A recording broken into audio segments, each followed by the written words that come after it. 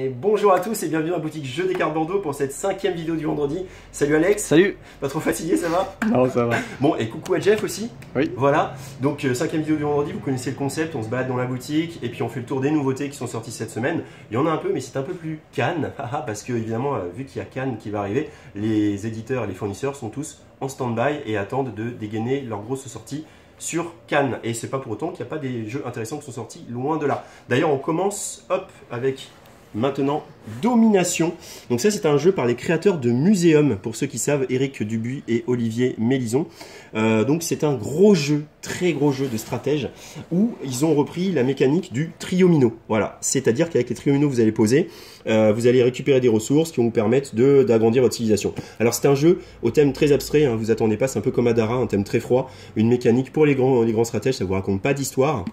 Mais c'est très efficace, c'est juste que c'est pour les gros joueurs, voilà, et que ça utilise la mécanique du triomino, qui n'avait pas été franchement utilisée jusqu'à présent. Je me souviens qu'à Essen, j'avais vu la mécanique du Jenga, qui a été utilisée pour un gros jeu stratégique qui s'appelle Sarah's Vision, mais qui n'est pas encore sorti en France. On voit que des mécaniques classiques sont des fois détournées pour des jeux de grosse stratégie, et c'est toujours original et c'est toujours sympa à voir. Voilà, donc Domination, avec son première extension Dynasty, voilà, parce que c'est un jeu à extension comme l'était Muséum. Il y en a 4. Nous, on n'en a fait qu'une pour l'instant. On va voir comment le jeu démarre. Puis on verra si on fait les 3 autres. Voilà pour Domination qui est ici. Voilà Alex, que c'est beau. Oui. On passe à côté, les petites bourgades. Alors ça, c'est un jeu très très sympa, une petite surprise.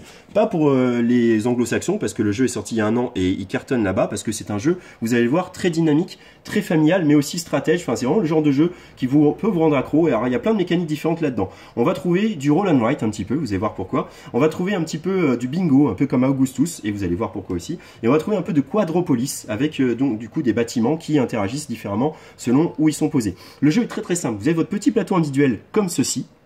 Et vous avez au début de la partie des bâtiments qui sont tirés aléatoirement dans chaque pile. Vous voyez que chaque bâtiment correspond à une pile. Mais ce qui est bien pour la diversité des parties, c'est qu'il existe plein de cartes pour chaque bâtiment. Donc là, on va jouer avec le cloître, mais on pourrait jouer avec le temple, la chapelle ou l'abbaye pour ce type de bâtiment-là. Et pareil pour les 6 autres bâtiments.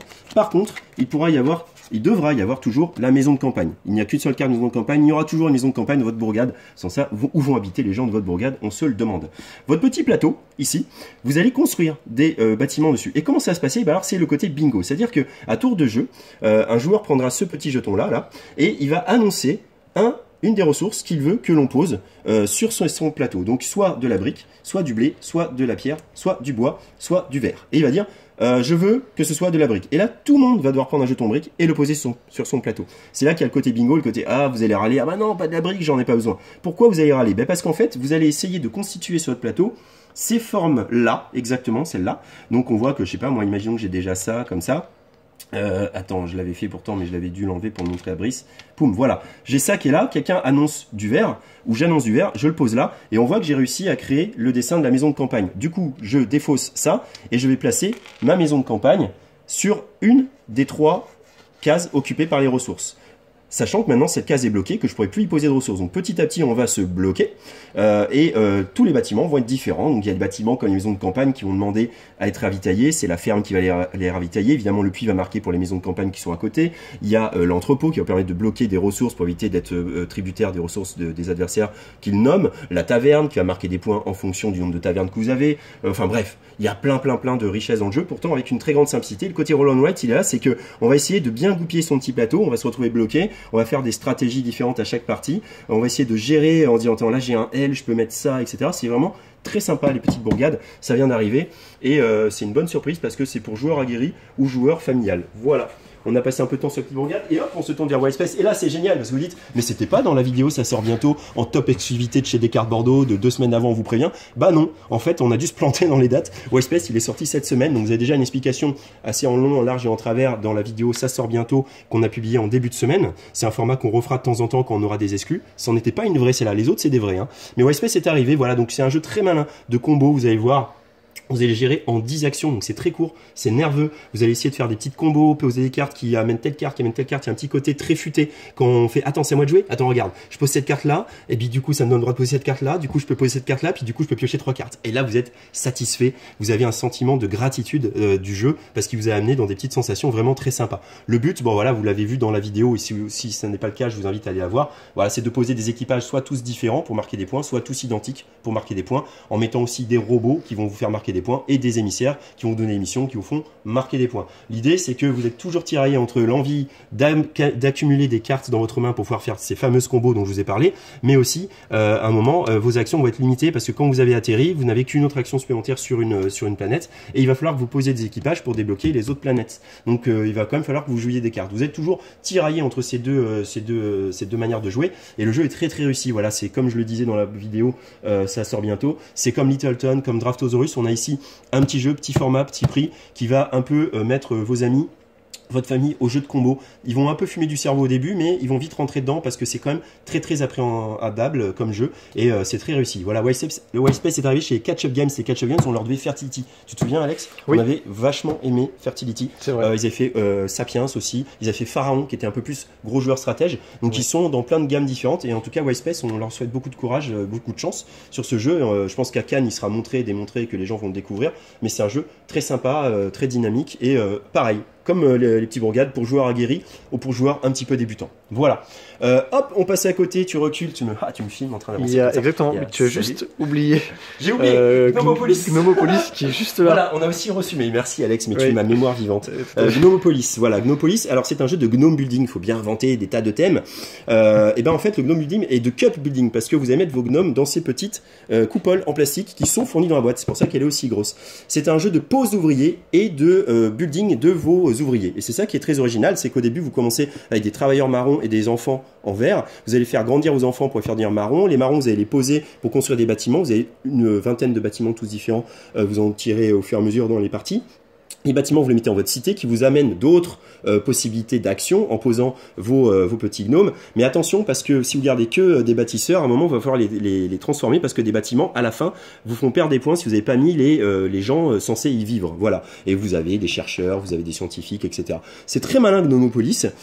C'est du deck building pose d'ouvriers. Voilà, dans une mécanique de nain. Voilà. Une grosse boîte, mais vraiment grosse uniquement parce qu'il y a des grosses coupoles, parce que sans ça, ça aurait pu tenir dans une plus petite boîte. C'est peut-être le seul petit côté un peu dommage du jeu, mais sans ça, c'est très original aussi.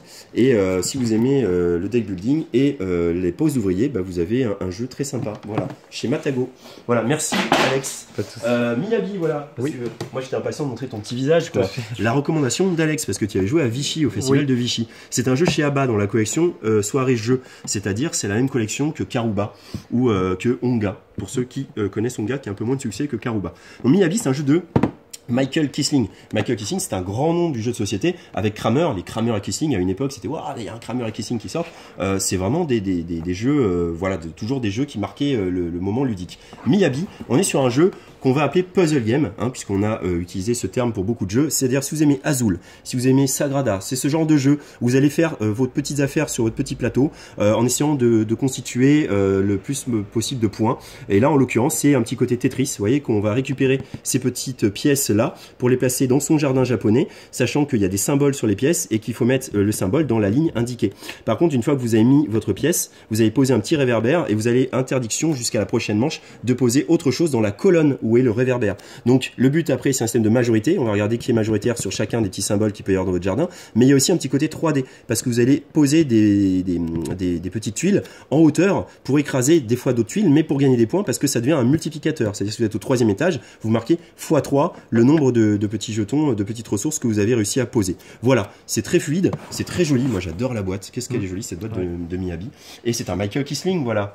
Et ben on a fini pour les jeux de société comme ça, de stratégie. Oui. On va arriver sur la seule nouveauté en jeu à deux. Là, on est sur un jeu totalement abstrait qui s'appelle Dragon's Arena, qui a joué avec des dés, et c'est un principe, alors c'est tiré d'un jeu asiatique, j'ai oublié son nom, on m'avait expliqué, mais voilà, c'est un principe, les rouges contre les bleus, dragon de feu contre dragon de glace. Alors moi je vois pas trop les dragons, mais après voilà, c'est peut-être les dés sont un peu glacés, un peu feu, mais c'est un jeu abstrait quoi. Vous allez prendre un dé et vous allez attaquer un dé adverse qui est inférieur à vous, par exemple le 4 pourrait attaquer le 2, il le mange mais il devient un 2. Voilà, parce qu'il n'a pas le choix, il prend la forme du dé. Et à la fin, c'est celui qui a le plus de dés. Sachant que le 1 bat le 6. Voilà, c'était un peu la petite originalité, entre guillemets, du jeu. Un petit jeu abstrait, si vous aimez les jeux abstraits, c'est comme les échecs, c'est très très riche, hein, ces jeux, plus on y joue, plus on voit les tactiques, etc.